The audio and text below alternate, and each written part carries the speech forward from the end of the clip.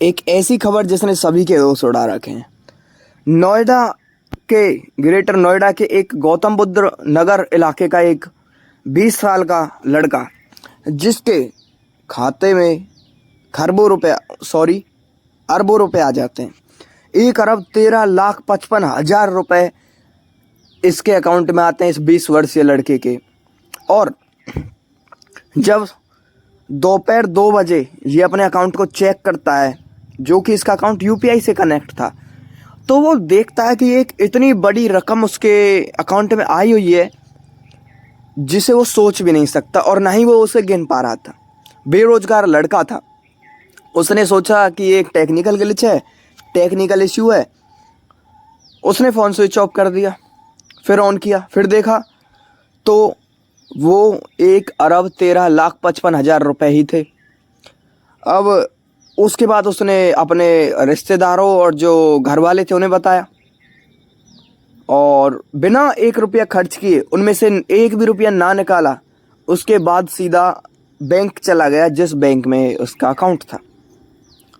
अब बैंक में जाने के बाद जैसे ही मैं जो वहाँ के अधिकारी हैं उनसे कहा कि ऐसे ऐसे मेरे अकाउंट में इतना पैसा आ गया, तो सभी चक वक हो गए। उन्होंने कहा ये कैसा मजाक कर रहा है, ये क्या पागलपन है। मगर तब उन्होंने चेक किया, क्योंकि उन्हें भी नहीं पता था कि उनकी ब्रांच में इतने रुपए ट्रांसफ़र किए गए हैं कहीं से।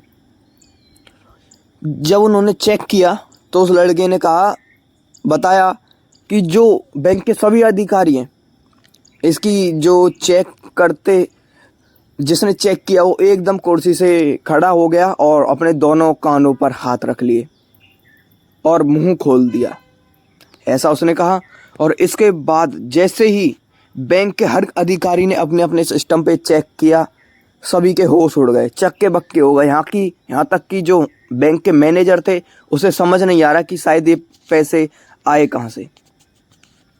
अब उसके बाद इसकी इन्वेस्टिगेशन चालू हुई और इसके ऊपर एक कमेटी बना दी गई है पूरी, जो इसकी जांच कर रही है कि ये पैसे आए कहाँ से। और बैंक वालों ने ये कहा कि एक टेक्निकल ग्लिच तो हो नहीं सकता। उन्होंने कहा अगर ये पैसे कहीं ट्रांसफ़र भी किए जा रहे थे तो ये इतनी बड़ी रकम है कि शायद ही कोई इंसान इतना बेवकूफ़ होगा, या उन्होंने कहा कि हो भी नहीं सकता इतना बेवकूफ़ तो कि कोई इंसान ऐसे इतने पैसे किसी और के अकाउंट पे ट्रांसफ़र कर दे, क्योंकि इतना पैसा ट्रांसफ़र करने के चक्कर में वो 10 बार चेक करेगा कि वो कहीं गलत तो पैसे ट्रांसफ़र नहीं कर रहा है। अब इस पर जांच चल रही है कि पैसे कहाँ से आए, कैसे आए, क्यों आए। और उस लड़के ने कहा अगर मैं नहीं बताता, इसमें से कुछ खर्च करता या फिर मतलब मैं अपने शौक़ भी पूरे कर सकता था इसमें। उसने कहा जो गौतम बुद्ध नगर इलाके के जो एक गांव का लड़का है, तो उन्होंने कहा मेरे पीछे सीबीआई और ईडी लग जाती, जिसके कारण मुझे अपनी पूरी ज़िंदगी जेल में भी बितानी पड़ सकती थी। इसके कारण मैंने सभी को बताया और इसकी इन्वेस्टिगेशन के लिए जांच शुरू करवा दी। बैंक में बताया, पूरी कमेटी बनाई गई है। इसकी जांच अभी तक नहीं हो पाई है कि पैसे कहाँ से ट्रांसफ़र हुए, मगर लगातार इस पर जांच चल रही, इन्वेस्टिगेशन चल रही है। बाकी इस मामले को लेकर हम आप तक और जानकारी पहुंचाते रहेंगे। मिलते हैं और नई वीडियो में एक और नई जानकारी के साथ। आपके साथ